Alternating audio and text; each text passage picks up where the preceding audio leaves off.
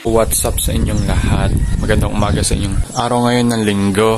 Yung ating amosalaya, scrambled egg, onion and tomato, diba?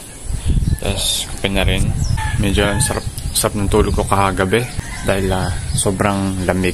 And yung hangin talaga, nangangatog ako sa lamig.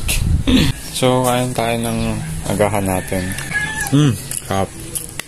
Yan. Kaya muna ako and balikan ko kayo mamaya.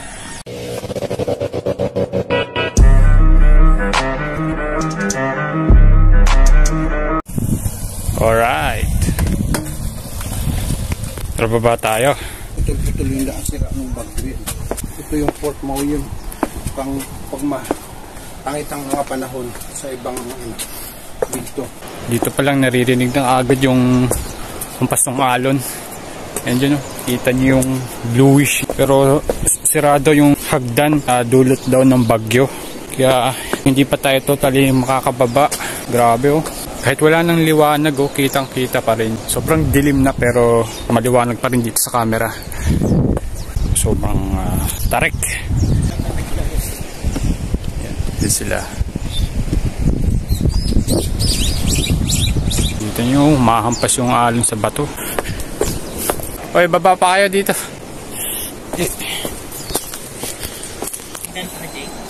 May hagdan pa. Ayun na. Anong sabi nilang walang daan? Baka yung pinakababa doon. Ito. Damo na lang. Pero kaya pa naman lakarin yun eh. Tinubuan na ng damo. Ayun, may daan. Kaya nga. Taas natin. Kaya nga eh. Baka sa susunod na dekada na uli. 디스커스팅한 냄새가 나요. Grabe, ganda. Meron pa rin naman pero Hindi na siya ganun kaayos. Ayun nga, may sasakyan na lang. May sasakyan? Ayun o. Ay, pala, kala ko. Sabi ko paano nagkaroon ng sasakyan dito? Pala. Ibig sabihin, naahon dito yung mga tao, no? Ganyan. Hindi na pakit ng Riley. Mahirap nun. Mas okay na yung isa doon. Oo, yun lang. Hindi naman dyan kayo dumaong, no? Tapos aktatin mo lang, no? Kaya suka-suka ka na sa bangka. Sumuka ka ba sa bangka? Hindi, nahilo lang. Nahilo ka na. Suka-suka ka na, tapos ganito paakyatin mo. Wag na lang. Tapos mag-swimming sa baba, no? Kaya nga eh. Mukhang mababaw naman, kita yung bato. Diyan ka lang, no? Okay, kahit dun nga lang, enclosure na yun, no? Talagang tourist spot. First time mo dito? Pangatlong beses. Nakatatlo ka na pala. Ako pangalawa pala. Ngayon ako punta rito. Marahil. Ako din. Siguro, no? Baka dito tawid yung... Siguro. Ayun, grabe yung asul na asul talaga. Sayang. Pwede naman. Patapos na siguro yan nung bago maglindol. No? 2018 na lindol dito. Hindi na binuhay mula nung naglindol. Tsaka nakakatakot. Mga dilim mo. Hindi ako bababa. Kung ito yung magiging pangit nun. Nahilo na nga yung pasahero. Bakit pang ganitong katarik? Coming! Sarap maligo dyan. Ito lang yung isla na walang beach, no?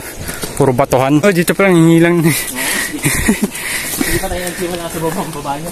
Oo. Paano pa kaya? Tapos yung mga napagod na pasahero. Ito, akitin nila. Taas pa niya, no?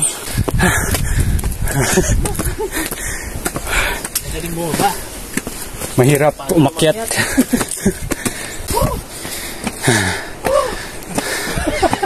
Kaling bumaba eh. Hindi dapat talaga pwedeng mag-import to. Ang dami mong dala tapos ganyan pa akyatin mo. Kaya pinunta namin hanggang sa dead end. Bangka din. meron. Wala naman tayong tubig.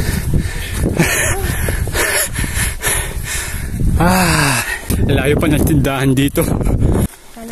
Pwedeng tambayan. Pwedeng rito mag-camp. Kaya pag umulan, siguradong dyan tayo. Diyan na sana may duhawan. O kanuan na ni... kanina namamatay-matay yung motor namin eh.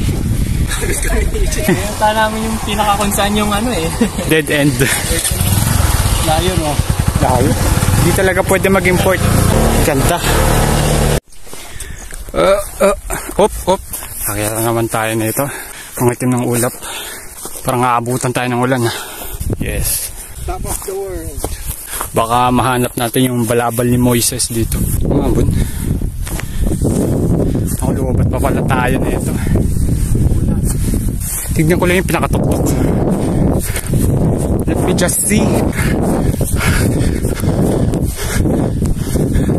Oh, putak ko, umuulan.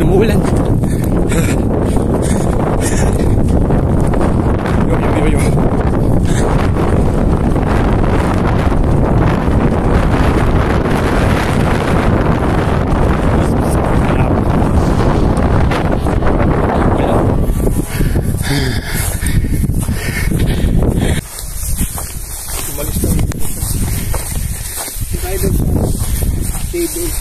Patilya pa ba? Simentado o yung parang kuko? Simentado na lang. Ayun, so yun, nagpatila muna kami dito. Talagang umuulan tuwing lumalarga kami. Nangyari na to sa Basco eh. Punta ka pwede mo, ito eh.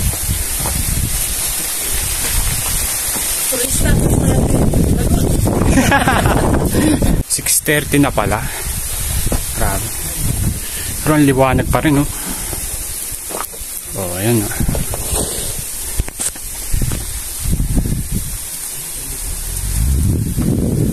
Oh.